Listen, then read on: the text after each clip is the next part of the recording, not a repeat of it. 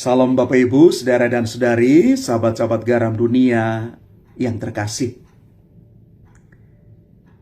Matius dalam Injilnya hari ini menulis demikian untuk kita. Ketika melihat orang banyak itu, tergeraklah hatinya oleh belas kasihan kepada mereka, karena mereka lelah dan terlantar seperti domba yang tidak bergembala.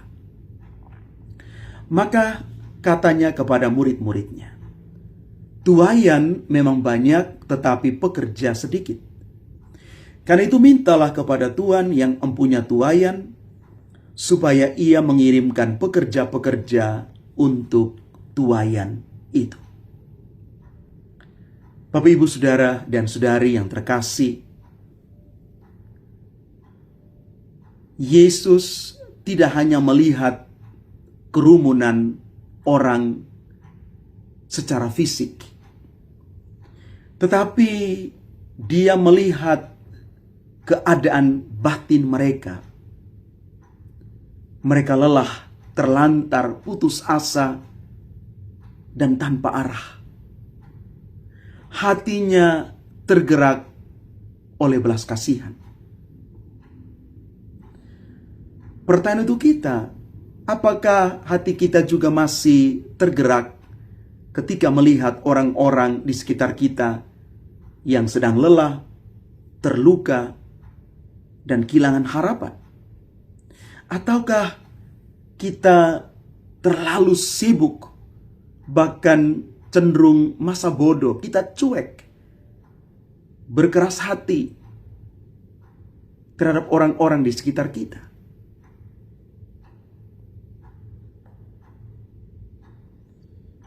Yesus mengatakan hari ini orang-orang itu seperti domba tanpa gembala. Tanpa penggembalaan yang benar, manusia itu menjadi lelah dan terlantar. Ini adalah satu keniscayaan. Banyak orang yang hari-hari ini punya gembala-gembala palsu yang menggembalakan mereka, entah itu uang, popularitas, jabatan, satu hubungan yang toksik, konten-konten media sosial yang tidak mendidik, ideologi dunia yang menarik kita untuk semakin tidak kokoh dan tidak beriman akan Kristus. Akibatnya orang tetap lapar jiwanya. Maka kita dipanggil menjadi gembala bagi orang-orang yang ada di sekitar kita. Di tengah keluarga, teman kerja, tetangga, anggota sekomunitas, kita dipanggil ke sana menjadi gembala-gembala baik yang menuntun mereka. Yesus juga mengatakan hari ini tentang tuaian itu ternyata banyak, tetapi pekerjanya sedikit. Yesus tidak berkata tuaian akan datang nanti, atau tuaian masih sedikit. Tetapi Yesus berkata, tuaian itu sudah banyak. Artinya, saat ini juga ada begitu banyak jiwa yang siap menerima kabar baik, kabar sukacita Injil itu. Mereka hanya menunggu seorang yang datang dan memberitakan kabar baik itu. Masalahnya bukan pada tuaian, tapi pada kurangnya pekerja itu.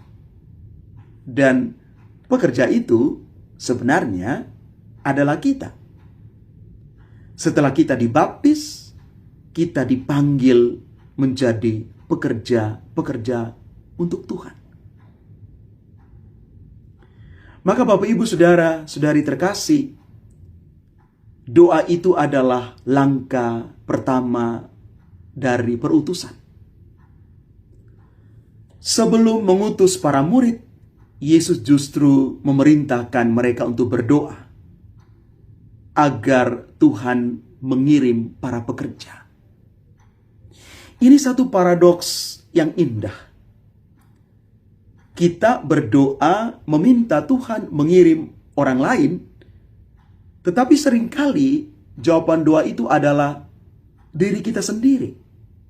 Kita yang siap untuk diutus. Maka kalau kita sungguh-sungguh berdoa bagi jiwa-jiwa yang terhilang, kita tidak akan bisa diam saja. Kita siap untuk pergi menjangkau jiwa-jiwa ini. Dan Bapak Ibu Saudara-saudari terkasih, sebelum para murid ini diutus pergi menjadi bentaranya Kristus, Yesus memberikan kuasa kepada mereka. Mereka mampu untuk mengusir roh jahat, menyembuhkan segala jenis penyakit, membangkitkan orang-orang mati, mentahirkan orang-orang kusta. Dan perintah Yesus sederhana. Beritakanlah kerajaan surga sudah dekat. Sembuhkanlah orang-orang sakit. Dan bagian ini menjadi permenungan kita. Secara cuma-cuma kamu telah menerima, secara cuma-cuma pula kamu harus memberikannya. Artinya, kita tidak diutus dengan tangan kosong. Yesus mengutus kita, mengutus para murid setelah Yesus menyiapkan mereka. Kita diutus dengan kuasa Kristus sendiri.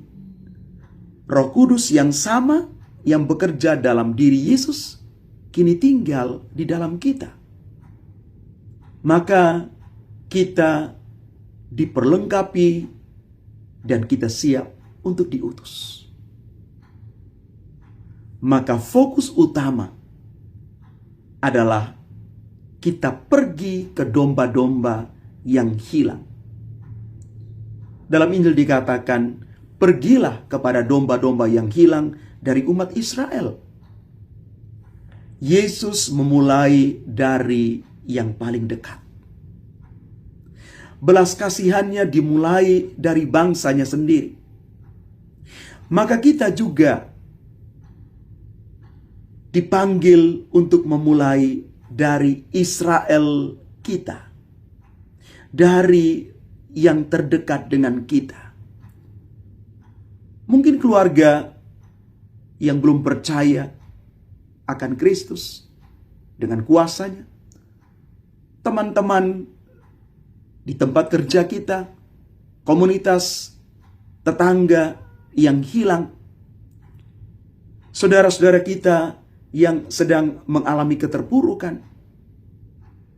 Bahkan juga mungkin saudara-saudara kita seiman yang terluka dan menjauh dari Tuhan. Inilah domba-domba hilang yang ada di sekitar kita. Maka mari Bapak Ibu Saudara-saudari terkasih,